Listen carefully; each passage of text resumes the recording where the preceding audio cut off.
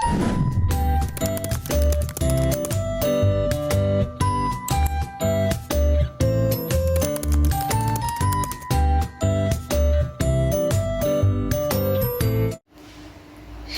perkenalkan nama saya Mega Hilden Fratika Kusuma Fevani, NIM 230910301091.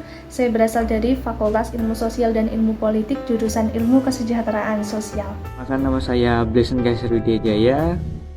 Perkenalkan nama saya Audrey Andrea dengan NIM 23081020105. Perkenalkan, nama saya Stefan Rabu dan Sregar dengan NIM 230710101289. Perkenalkan, nama saya Christine Monica dengan NIM 230710101149 dari Fakultas. Shalom teman-teman Nabung Murni, kembali lagi bersama kami di kelompok 3. Nah, di kesempatan kali ini kita akan membahas tentang adanya suatu konflik agama antara agama Kristen dan agama Islam yang terjadi di desa Cikawung Gading di daerah Tasikmalaya, Jawa Barat.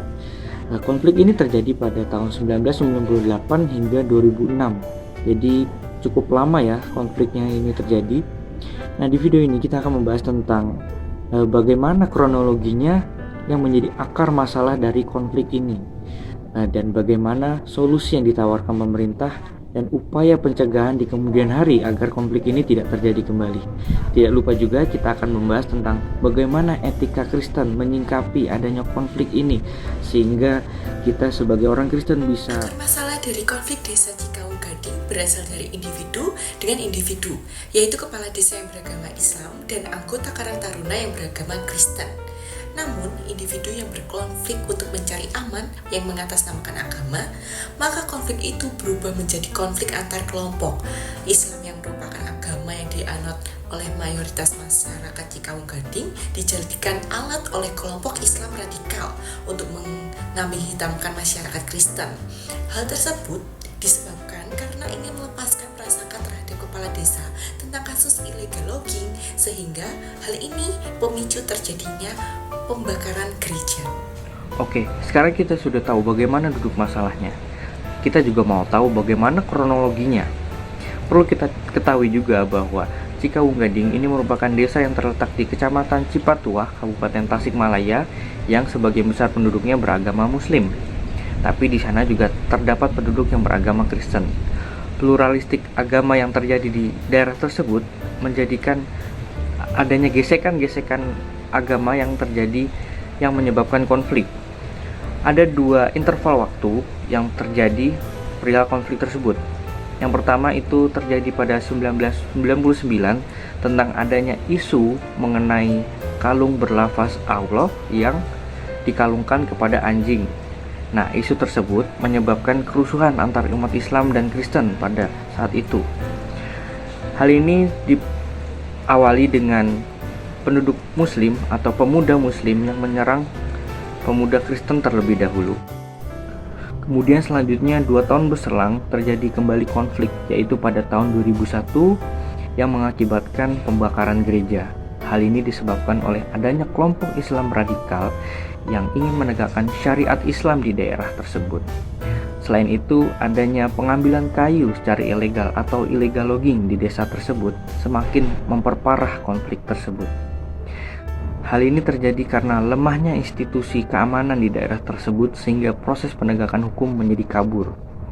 Dari yang semula konflik ekonomi menjadi agama.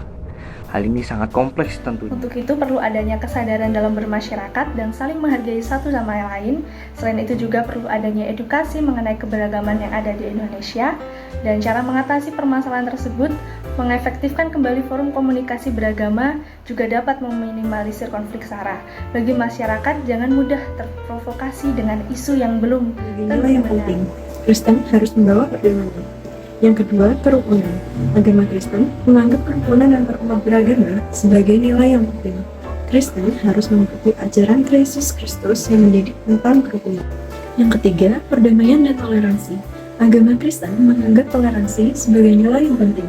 Kristen harus mengikuti ajaran Yesus Kristus yang mendidik tentang toleransi. Yang keempat, perdamaian dan perlawanan. Agama Kristen menganggap bahwa perlawanan kepada perlakuan yang tidak sesuai dengan nilai-nilai agama harus dilakukan. dengan tidak menyebabkan konflik dan perlakuan yang tidak sesuai dengan nilai-nilai agama. Kristen harus mengikuti ajaran Yesus Kristus yang mendidik tentang agama, keagamaan, perdamaian, dan perlawanan. Agama Kristen menganggap bahwa semua orang memiliki hak untuk beragama dan berkepercayaan sesuai dengan keinginan dan pemikiran mereka. Kristen berhak memberikan perlawanan terhadap perlakuan yang tidak sesuai dengan nilai-nilai agama, sebagaimana dalam ayat 1 Petrus 3 ayat 12 yang berbunyi demikian. Sebab mata Tuhan tertuju kepada orang-orang benar dan telinganya kepada permohonan mereka yang minta tolong, tetapi wajah Tuhan menentang orang-orang yang berbuat jahat. Kristen harus membawa perdamaian dan kerukunan antar umat beragama, serta mengikuti ajaran Yesus Kristus yang mendidik tentang perdamaian, kerukunan, Kesimpulannya dan adalah konflik di desa Cikawun Gading merupakan hasil dari ketegangan antar kelompok beragama, yaitu Kristen dan Islam. Namun yang memperumit situasi adalah bagaimana beberapa individu menggunakan agama sebagai kendaraan untuk memperjuangkan kepentingan dan agenda pribadi mereka sendiri. Konflik yang awalnya bersifat interpersonal berubah menjadi konflik antar agama karena adanya manipulasi dan polarisasi yang memanfaatkan perbedaan agama. Dalam menghadapi situasi ini, agama Kristen memberikan pedoman yang jelas dalam menjalani kehidupan beragama. Nilai-nilai seperti perdamaian, kerukunan, dan toleransi menjadi landasan penting bagi umat Kristen. Yesus Kristus sebagai fitur sentral dalam ajaran Kristen mengajarkan untuk membawa perdamaian serta menghormati dan mencintai sesama manusia tanpa memandang agama ataupun latar belakangnya. Namun, menjalankan nilai-nilai tersebut tidaklah selalu mudah, terutama di tengah situasi, konflik dan polarisasi seperti yang terjadi di desa Cikawun Gading. Oleh karena itu, pencegahan konflik menjadi sangat penting. Masyarakat perlu dibekali pengetahuan dan pemahaman yang lebih baik tentang toleransi dan keberagaman yang ada di Indonesia. Edukasi tentang pentingnya dialog antar agama dan penghargaan terhadap perbedaan juga harus ditingkatkan. Selain itu, perlu dilakukan upaya konkret dalam meminimalisir ketegangan antara agama dan memperkuat forum komunikasi lintas agama. Hal ini dapat menjadi wadah bagi perwakilan dari berbagai agama untuk saling bertukar pandangan, mendengarkan perspektif masing-masing, dan mencari solusi bersama dalam konflik.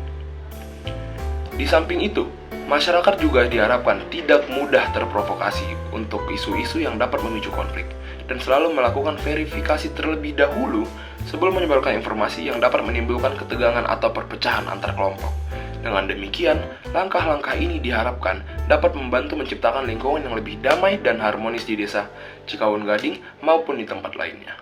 Demikianlah presentasi dari kelompok 3, semoga video ini dapat menambah wawasan teman-teman yang menonton.